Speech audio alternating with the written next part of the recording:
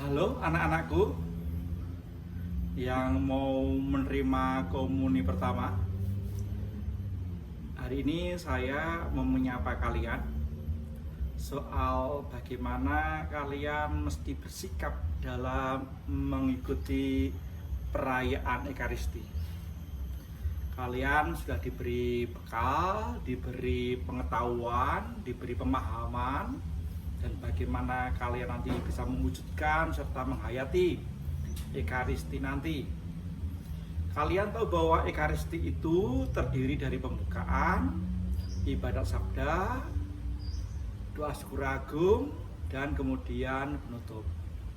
Ya, dimana 4 tahap ini atau 4 bagian ini nggak boleh dipisah-pisahkan. Kalian mau ngambil, saya mau ikut misa bagian pembukaan saja, lagu pembukaan sampai doa pembukaan ya nggak boleh.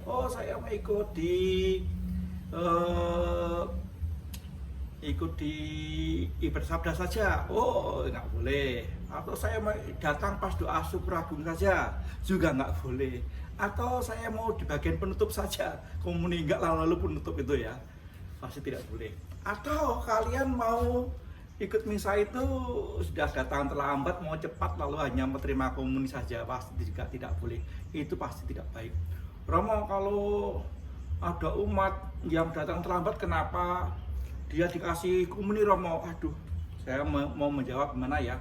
Kalau terlambatnya itu terus-terusan ya, dia sengaja mungkin harus tegur dengan baik-baik ya, dari hati ke hati ya. Tapi kalau terlambatnya itu memang mau berangkat tiba-tiba bannya kempes di jalan, atau tiba-tiba di jalan ada hal halangan kemudian dia terlambat, ya sudahlah, kita kasih ya. Wong yang sakit saja kita antar ke rumah ya. Sekarang dia terlambat karena di jalan ada halangan, bukan disengaja, ya kita kasih ya, dengan nasihat, mudah-mudahan tidak terulang lagi gitu ya. Ada hal yang cukup menarik anak-anakku, ketika ada yang ikut Ekaristi itu ada yang ngobrol, main HP di belakang ya, main chatting ya, WA, nonton YouTube di belakang, seakan-akan tidak ada waktu lagi untuk main game, main YouTube selain pada waktu misa.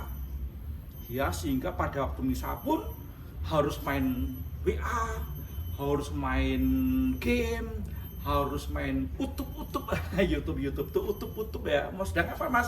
Sedang utup, sedang main YouTube, ya sudahlah. Atau main TikTok kan ya, main di mana?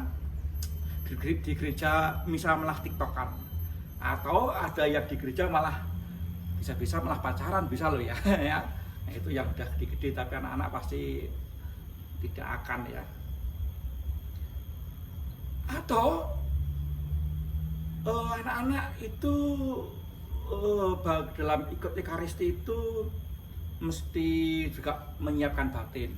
Dulu ada yang mesti puasa sorenya kalau misa pagi begitu ya, tapi sekarang ada 1 jam sebelum misa, tapi kemudian berkembang lagi 1 jam sebelum menerima komuni mesti puasa ya, sehingga anak-anak dalam Ekaristi nggak ada di waktu misa itu di tengah jalan ada makan minum. Wah, romonya khotbahnya bikin ngantuk lalu ngopi dulu. Nah, live streaming, kalian kan misal di live streaming bisa saja menipu banyak orang misa sambil ngopi ya, bisa saja, tapi harapannya tidak ya.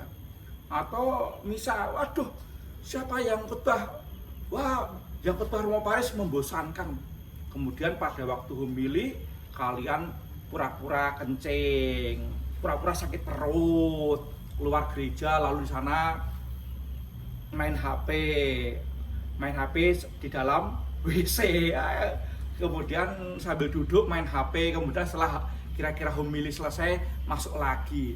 Nah, ini kan nakal ya, tapi saya yakin anak-anak saya tidak akan nakal seperti itu.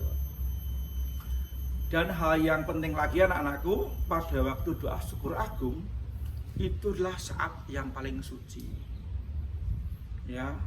Kalian tidak boleh ada aktivitas apapun selama doa syukur agung, ngobrol, jalan, mau kencing, mau terima HP, mau telepon,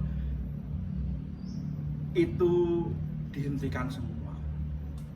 Ya, selama doa syukur agung tidak ada kegiatan lain selain mengikuti doa. Anak-anak yang jarang sembahyang nggak tahu doa syukur agung, lari sana lari kemari ya. Karena apa? Karena anak-anak tidak diajari bagaimana ikut misa secara baik. Nah, sehingga di saat doa syukur agung saat yang penting itu malah bisa lari sana lari sini. Mudah-mudahan anak-anakku tidak melakukan hal ini ya.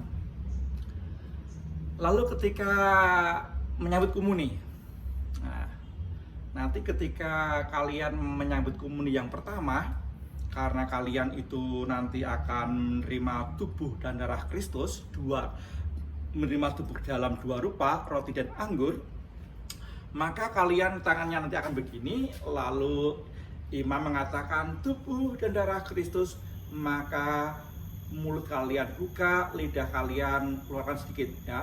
Tubuh dan darah Kristus, kalian jawab amin, lalu mulutnya dibuka, lidahnya keluar sedikit. Begitu. Kemudian roti dan anggur sebagai tubuh dan darah Kristus diterimakan di mulut kalian. Jangan menjawabnya pada waktu hosti dan anggur itu masuk di mulut. Jadi tubuh dan darah Kristus langsung kalian belum jawab amin langsung ini. Ketika hosti dan anggur dimasukkan di mulut kalian bilang tubuh dan darah Kristus, amin. Bukan, amin dulu baru buka mulut dan lidahnya keluar sedikit ya. Kemudian ditelan. Ketika maju, alasan apapun, entah nanti kalian jadi lektor, jadi misioner, atau jadi petugas, atau masuk gereja, kalian harus dengan sikap hormat. Sikap hormat dalam gereja seperti apa? Begini, ya, maju, ya, jalan. Ya.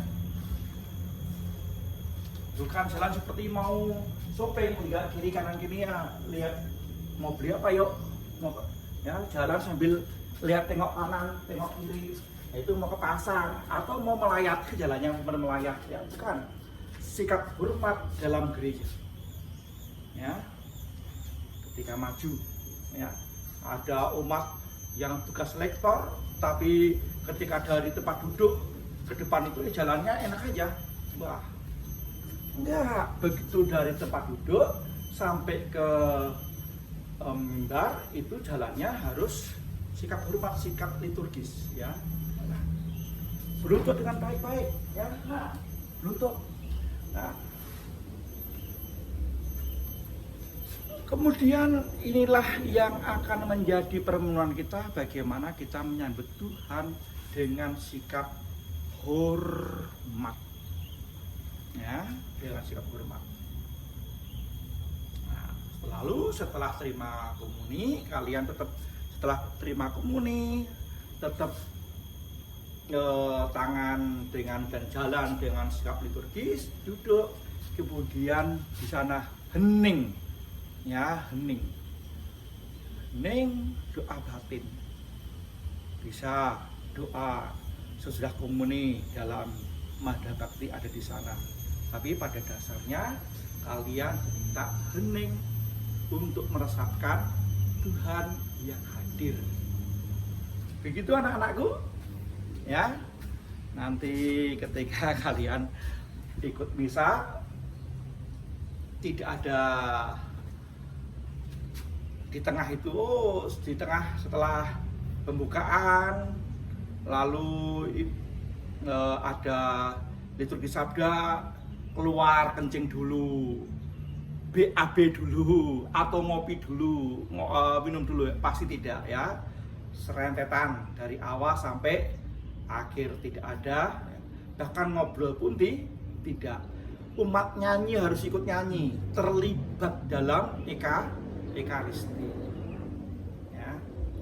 Lalu bagian akhir yang tidak kalah pentingnya, sekarang ini banyak orang di masa pandemi, banyak orang juga membawa tisu, membawa sanitizer ya, itu terkadang meninggalkan sampah dalam gereja. Bahkan ada banyak keluarga-keluarga yang sebelum pandemi tentu saja ketika membawa anak-anak kecil itu membawa roti, membawa permen ya, itu pasti tidak digendaki dan dilarang oleh gereja ketika Ekaristi itu ada makan dan minum. Ini bukan sedang nonton misa, bukan sedang nonton bioskop, bukan sedang nonton khotbah, bukan sedang nonton kur, bukan sedang nonton konser nyanyi, tidak. Kita sedang ikut Ekaristi. Di sana tidak ada makan dan minum, ya.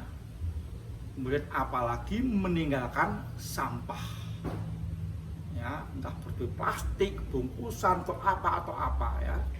Maka perhatikan sebelum pergi keluar gereja, lihat kiri kanan di bawah kalian, di meja kalian apakah ada sampah yang kalian tinggalkan, ya. Kalau ada, ambil, buang ke tempat di mana sampah itu harus dibuang, di tempat sampah, ya. Begitu anak-anakku, ini sapaan tentang bagaimana anak-anak harus dengan sikap hormat dalam mengikuti Ekaristi dari awal sampai akhir, pembukaan, penutup, di dalamnya ada liturgi sabda, ada doa syukur agung, di mana doa syukur agung, di sana ada komuni kudus. Oke, selamat menyiapkan diri dalam seluruh perayaan Ekaristi.